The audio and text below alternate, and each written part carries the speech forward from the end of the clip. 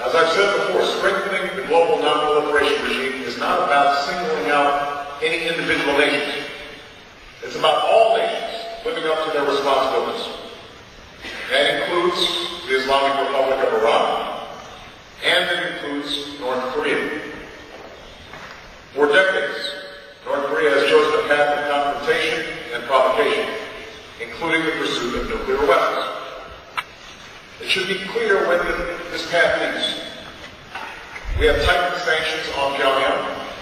We have passed the most sweeping UN Security Council resolution to date to restrict their weapons of mass destruction activities. We will not be cowed by threats, and we will continue to send a clear message through our actions and not just our words. North Korea's refusal to meet its international obligations will lead only to less security, not more.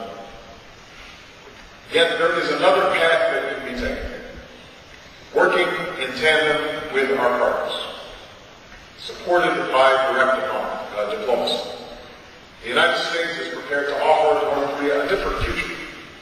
Instead of an isolation that is compounded by horrific repression of its own people, North Korea could have a future of international integration. Instead of gripping poverty, it could have a future of economic opportunity, where trade and investment and tourism can offer the North Korean people a chance at a better life. Instead of increasing insecurity, it could have a future of greater security and respect. This respect cannot be earned through belligerence. It must be reached by a nation that takes its place in the international community by fully living up to its international obligations. The path for North Korea to realize this future is clear. A return to the six-party talks, upholding previous commitments, including a full and verifiable denuclearization of the Korean Peninsula. And full normalization with its neighbors can also only come if Japanese families receive a full accounting of those who have been abducted.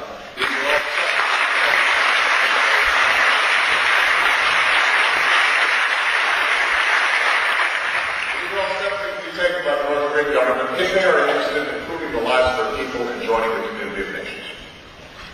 And as we are vigilant in confronting this challenge, we will stand with all of our Asian partners in combating the transnational threats of the 21st century by rooting out the extremists who slaughter the innocent and stopping the piracy that threatens our sea limits, by enhancing our efforts to stop infectious disease, and working to end extreme poverty in our time, by shutting down the traffickers who exploit women, children, and migrants, and putting a stop to this scourge of modern-day slavery once and for all. Indeed, the final area in which we must work together is in upholding the fundamental rights and dignity of all human beings. The Asia-Pacific region is rich with many cultures. It is marked by extraordinary traditions and strong national histories. And time and again, we have seen the remarkable talent and drive of the peoples of this region in advancing human progress. Yet this much is also true. Indigenous cultures and economic growth have not been stymied by respect for human rights. They have been strengthened by it. Supporting human rights provides lasting security that cannot be purchased in any other way.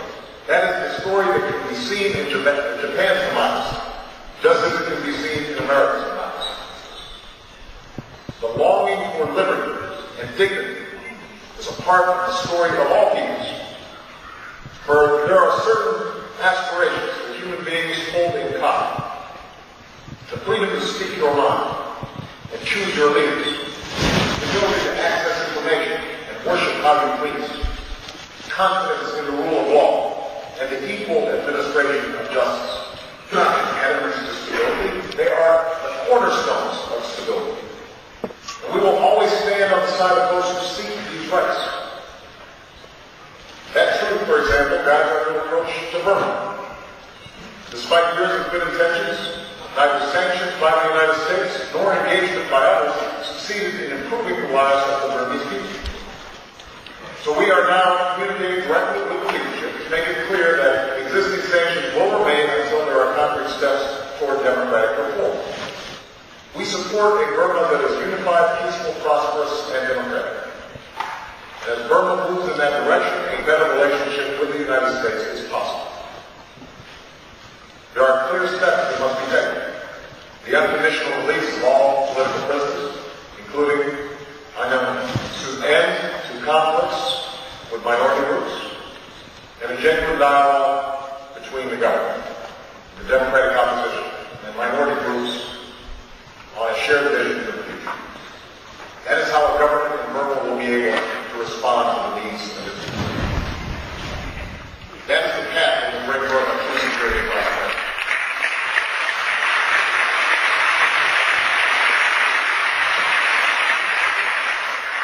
These are steps that the United States will take to improve prosperity, security, and human dignity in the Asian Pacific.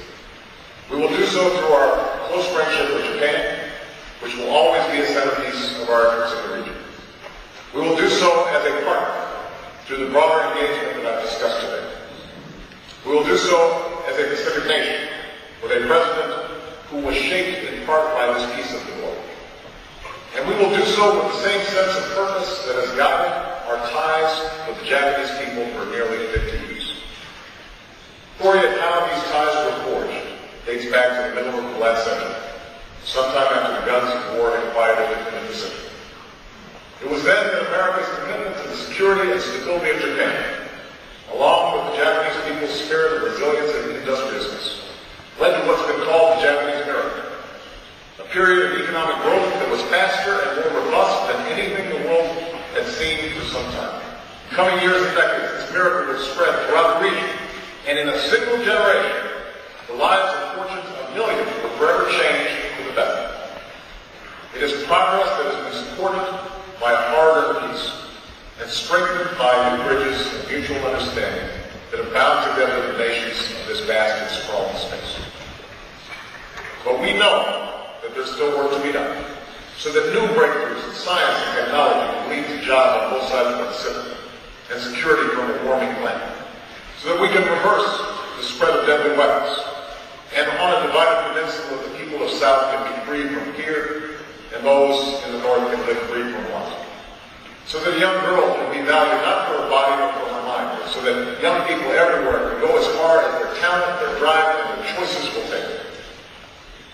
None of this will come easily, nor without setback or struggle.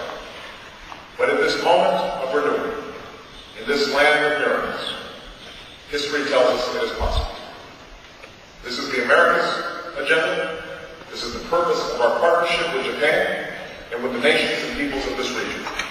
And there must be no doubt, as America's first Pacific president, I promise you that this Pacific nation will strengthen and sustain our leadership in this vitally important part of the world. Thank you very much.